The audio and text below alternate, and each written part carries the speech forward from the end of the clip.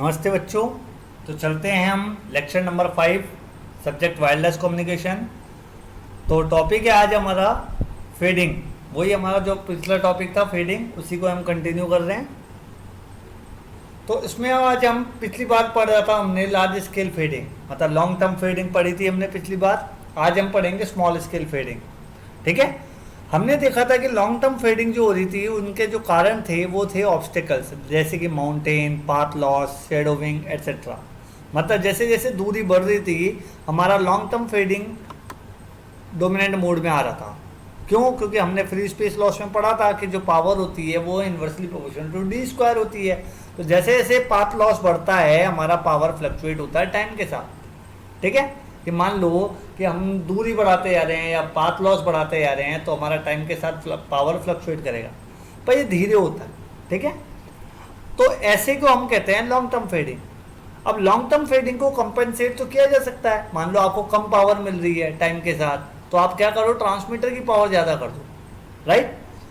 But अगर आपका power level बिल्कुल तेजी से छोटे से टाइम में तेजी से फ्लक्चुएट करे, बहुत तेजी से, छोटे टाइम में, छोटी डिस्टेंस में, तो ऐसी फेडिंग को कहते हैं रिले फेडिंग। मतलब ये पाथ लॉस की वजह से नहीं हो रहा, इसके कारण कुछ और है।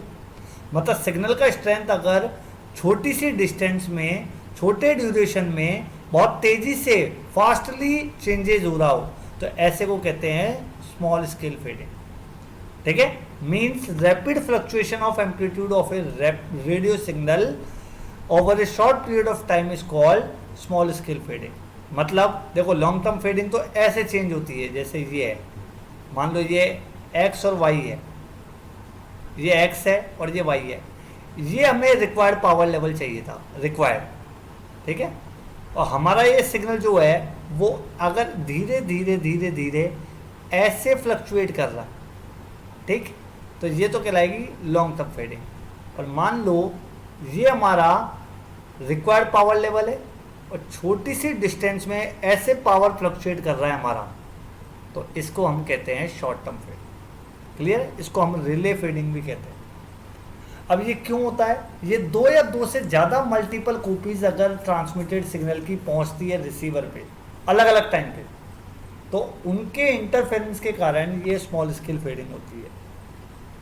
तो स्मॉल स्केल फेडिंग के जो इफेक्ट्स होते हैं वो normally rapid change in signal strength over small distance और टाइम इंटरवल। दूसरा, due to Doppler shift. Doppler shift क्या होती है? जब कोई ट्रांसमीटर और रिसीवर के बीच में रिलेटिव मोशन होता है, जैसे कि मान लो टावर फिक्स है पर आप गाड़ी में जा रहे हो तो फेडिंग होगी, इसे डॉपलर शिफ्ट के कारण फेडिंग होगी। और time dispersion caused by multipath propagation delay. Multipath propagation की वजह से, मतलब अलग अलग रास्तों से एक वेव आपके मोबाइल तक पहुंच रही है, रिसीवर तक पहुंच रही है, तो जो फेडिंग होगी वो होना स्वाभाविक बात है।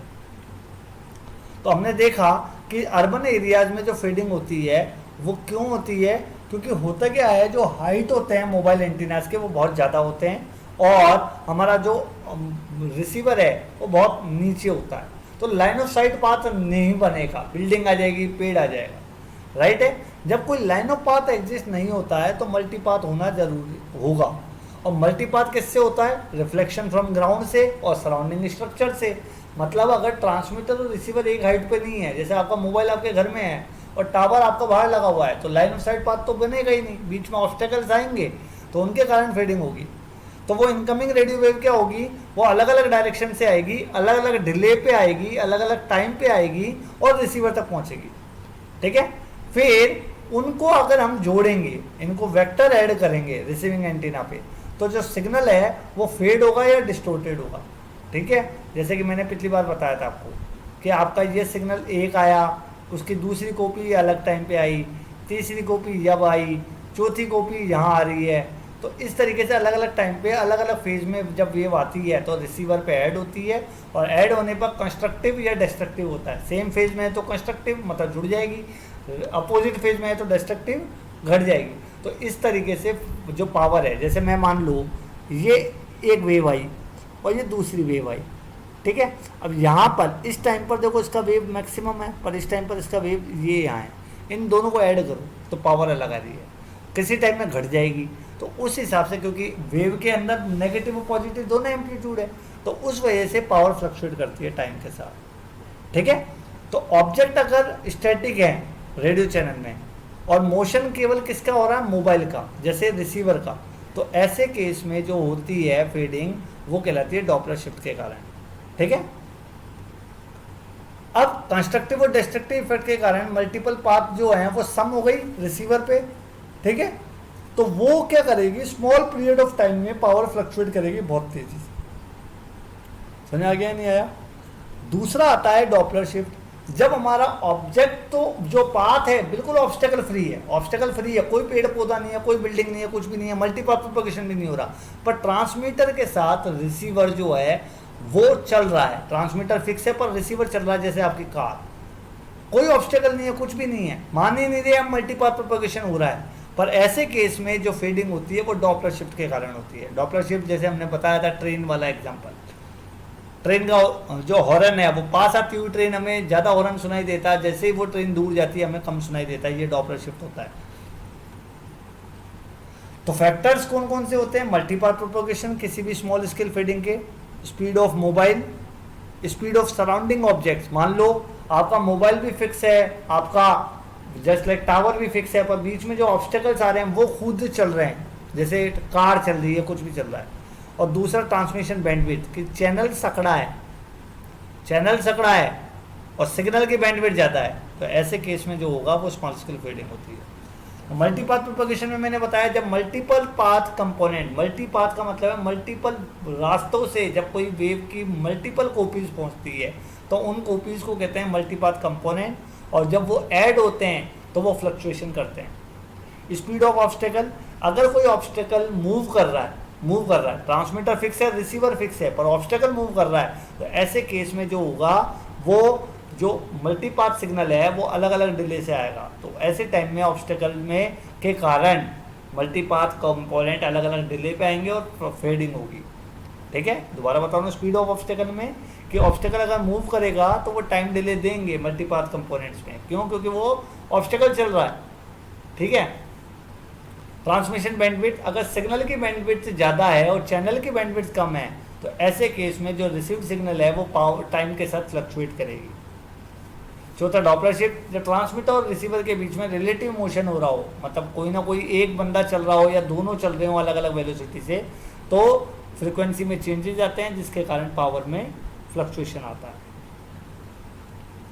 मल्टीपाथ प्रोपगेशन मैंने बताया कि कोई भी जो वेव है वो एक कॉन्स्टेंटली चेंजिंग एनवायरनमेंट में अलग अलग ऑब्जेक्ट से रिफ्लेक्ट होके, स्कैटर्ड होके या डिफ्रैक्शन होके वो वेव अगर रिसीवर तक पहुंच रही है तो वो सारी कॉपीज़ ऐड होती हैं, सब सारी कॉपीज़ ऐड होती हैं, मल्टीपल कॉपीज़ ऐड होती हैं, तो वेक्टर एडिशन होता है। उसमें क्या होता है, कंस्ट्रक्टिव इंटरफेरेंस या डिस्ट्रक्टिव इंटरफेरेंस होता है, मतलब वो सारी वेव्स ऐड भी हो सकती हैं, सब्ट्रैक्ट भी हो सकती हैं, तो पावर फ्लक्चुएट होना स्वाभाविक है।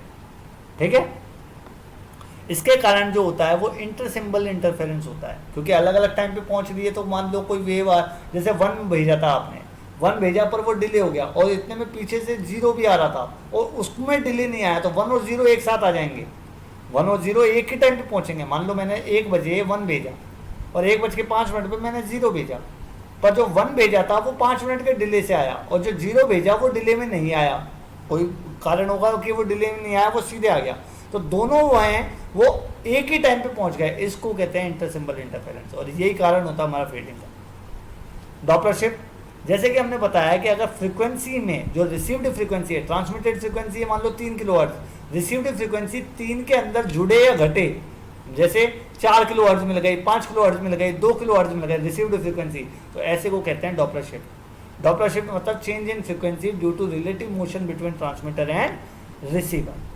ठीक है, और ये डॉपलर जो फ्रीक्वेंसी होती है डॉपलर शिफ्ट की, ये डायरेक्ट प्रोपोर्शनल होती है वेलोसिटी के और डायरेक्शन ऑफ मोबाइल के जो कि चल रहा है। ठीक है, मान लो एक मोबाइल है जो एक्स डायरेक्शन से वाई की तरफ चल रहा है विद बी वेलोसिटी। ठीक है, तो मोबाइल जो रिसीव कर रहा है सिग्नल एस, राइट, मोबाइल जो रिसीव कर रहा है सिग्नल एस रिसीव कर रहा है। तो हम देखते हैं कि हम मानते हैं कि जो डिफरेंस है पाथ लेंथ का वो है डी कॉस थीटा। अपन ने देखा, देखो डी और कॉस थीटा, क्योंकि एस ऊपर है, राइट।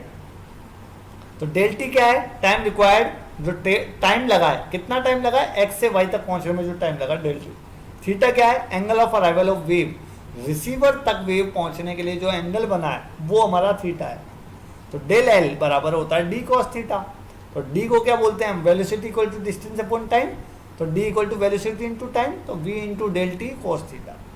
अगर इसको देखें तो हम फेज शिफ्ट निकालेंगे, फेज शिफ्ट बराबर होगा 2 pi F C T minus 2 pi F so 2 X plus 2 pi V cos theta upon lambda into del T, जिससे कि हमें मिलेगा डॉपलर फ्रीक्वेंसी। डॉपलर फ्रीक्वेंसी क्या होती है, 1/2 पाई फेज शिफ्ट का डिफरेंशिएशन।